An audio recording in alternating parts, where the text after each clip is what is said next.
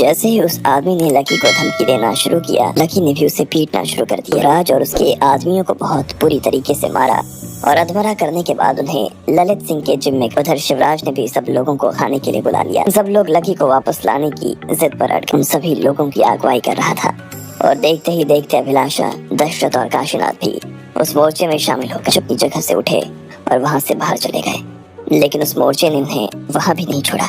Bring lucky back, bring lucky back, ये नारे अग्रवाल परिवार की प्रॉपर्टी में गूंजते चले जा रहे थे। आज आगे चल रहे थे तो उनके पीछे पीछे ये मोर्चा भी चल रहा था और बार बार बस यही नारे लगते जा रहे थे।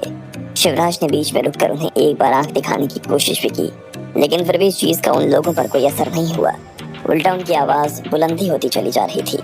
शिवराज को जब और कोई रास्ता नहीं सूझा तो वो सीधा अपने बंगले में गए और दरवाजा लगा लिया। अभिलाषा, दशरथ और राजीव ने काफी देर तक बंगले को घेरे रखा था और नारेबाजी किए जा रहे थे। शिवराज खिड़की से उन्हें देख रहे थे और गहरी सोच में डूबे हुए थे। उन्हें ये सब अच्छा भी लग रहा था और बुरा भी। अच्छा इसलिए लग रहा था क्योंकि उनका परिवार उनके बिना भी किसी चीज के लिए आवाज उठा रहा था, लकी के नाम पर ही सही। लेकिन पूरा परिवार एक तो हो गया था और बुरा इसलिए लग रहा था क्योंकि वो लोग जो मांग कर रहे थे वो परिवार के कायदों के खिलाफ था। अगर आज शिवराज कायदा तोड़ देते तो कल से यही परंपरा शुरू हो जाती। तुम ही बताओ मुझे क्या करना चाहिए सोहन, शिवराज ने अपनी मरी हुई पत्नी की तस्वीर की तरफ देखते हुए कहा। लेकिन उन्हें तस्वीर की तरफ से कोई जवाब नहीं मिला। तभी अचानक से उनका मोबाइल बजा। फोन ऑफिस से था। सर आप जल्दी ऑफिस आ जाइए, यहाँ बहुत बड़ी मुसीबत खड़ी हो गई है, उधर से किसी ने फोन पर कहा। क्या हुआ, शिवराज ने पूछा। वो सब मैं आपको यहाँ आने के बाद बताता हूँ, अभी सिचुएशन हाथ से बाहर जा रही है सर, प्लीज जल्दी आ जाइए सर आप। उस आदमी ने कहा और फोन काट दिया। शिवराज को समझ में नहीं आ रहा था कि उसके साथ में ये सब क्या हो रहा था। कहाँ वो बुढ़ापे चैन से काटने के ख्वाब देख रहा था और कहाँ उसे इस उम्र में इतनी दौड़ धूप करनी पड़ रही थी।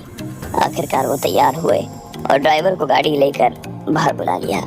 थोड़ी देर बाद जब वो बाहर निकले तो उन्होंने देखा कि परिवार के लोग वहाँ से चले गए थे, लेकिन अभिलाषा, दशरथ, राजीव, निशांत कुमारी और काशीनाथ अभी भी वहाँ मोर्चा खोलकर बैठे थे। तुम लोग पागल हो गए हो क्या? इतनी धूप में यहाँ क्यों बैठे हो? कोई काम धंधा नहीं है? चलो उठो यहाँ से और अपने अपने काम पर जाओ, शिवराज ने उन्हें लताड़ लगाते हुए कहा। किसी ने उनकी बात का कोई जवाब नहीं दिया और बस सब ने अपने हाथ में रखी तख्ती उठा ली और ऊंची कर ली। ब्रिंग लकी बैक, जब तक लकी नहीं आएगा कोई यहाँ से नहीं जाएगा, लकी को वापस बुलाओ। शिवराज ने उन तख्तियों पर लिखे नारे पढ़े और अपना सिर पीट लिया। इन लोगों ने उन्हें बुरी तरीके से घेर लिया था और उनसे बचने के लिए शिवराज गाड़ी में बैठे और ऑफिस के लिए रवाना हो गए। पूरे रास्ते वो बस यही सोच रहे थे कि आखिर ऑफिस में क्या हुआ था। उस आदमी को भी उन्होंने फोन करने की कोशिश की, लेकिन वो ठीक से कोई जवाब नहीं दे पा रहा था। ऐसे में शिवराज के पास में ऑफिस पहुंचने के अलावा कोई चारा नहीं था। लगभग 1 घंटे के सफर के बाद उनकी दूसरी गाड़ी ऑफिस के बाहर आकर खड़ी हो गई।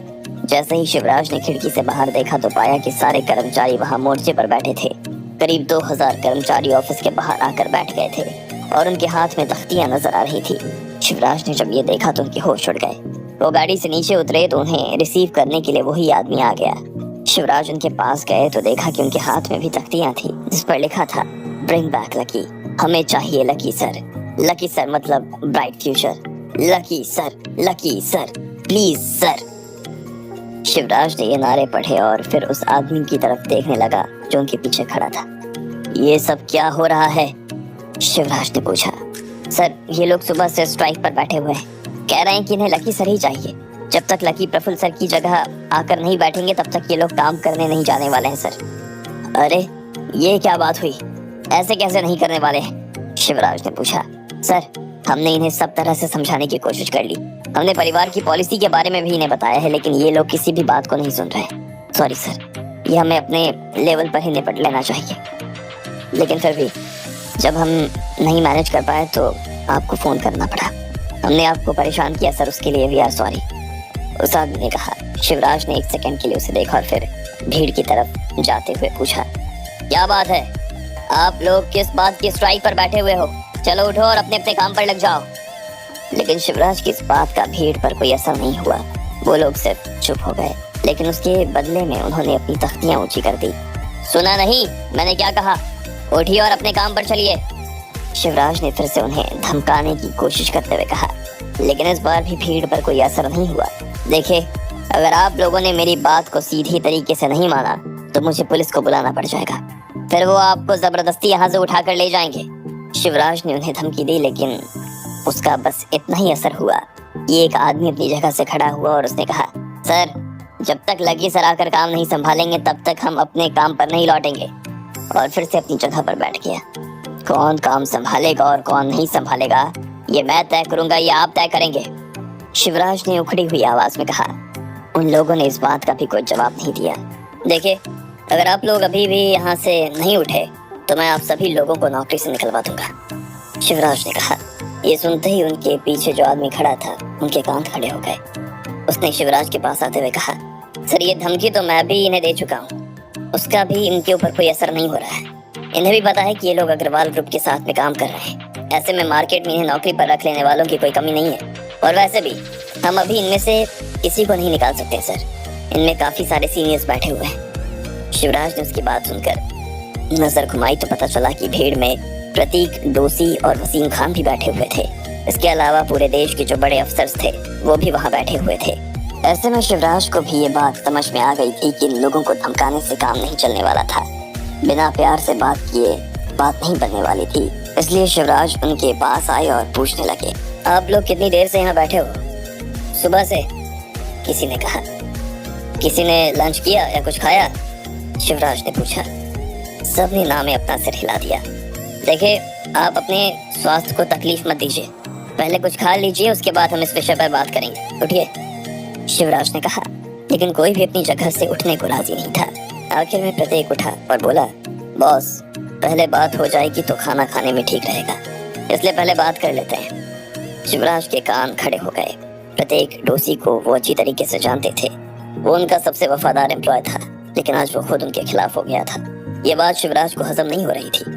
अच्छा, तो बताओ क्या बात करनी है, क्या चाहते हो तुम लोग? सर, हम लोग चाहते हैं कि लकी सर फिर से कंपनी में शामिल हो जाएं और उसी पोस्ट पर आ जाएं जिस पर प्रफुल्ल जी बैठे थे, प्रतीक ने कहा। और इसके पीछे का कारण क्या है, मैं जान सकता हूँ? शिवराज ने पूछा। सर, कारण बस यही है कि हमें लकी सर के साथ काम करना है। वो रहते हैं तो काम करने में मजा आता है, उनके होने से अच्छा महसूस होता है। चीजों को दिशा दिखाने में वो एक्सपर्ट हैं और हमें अभी ऐसे ही किसी लीडर की जरूरत है जो इस मुश्किल टाइम में हमें लीड कर सके। उसके बाद तो हम कंपनी को फिर से वहाँ लाकर खड़ा कर देंगे जहाँ वो पहले खड़ी थी। सर, ना सिर्फ वहाँ लाकर खड़ा करेंगे बल्कि उससे आगे भी बढ़ा देंगे। इतने में वसीम ने भी बीच में आते हुए कहा, लेकिन मैं ये समझ नहीं पा रहा हूँ कि ये काम सिर्फ लकी ही कैसे कर सकता है। इस बात का क्या सबूत है कि लकी के अलावा इस काम को और कोई नहीं कर सकता? शिवराज ने पूछा। सर, इस बात का सबूत देने की वैसे भी कोई जरूरत नहीं है, लेकिन फिर भी हमें पता है कि आप ये सवाल कर सकते हैं, इसलिए हमने कुछ पॉइंट्स तैयार किए हैं जो किसी को भी कन्विंस करवा सकते हैं कि लकी सर की ही हमें इस वक्त जरूरत है, प्रतीक ने कहा। और फिर एक आदमी को खड़ा होने को कह दिया।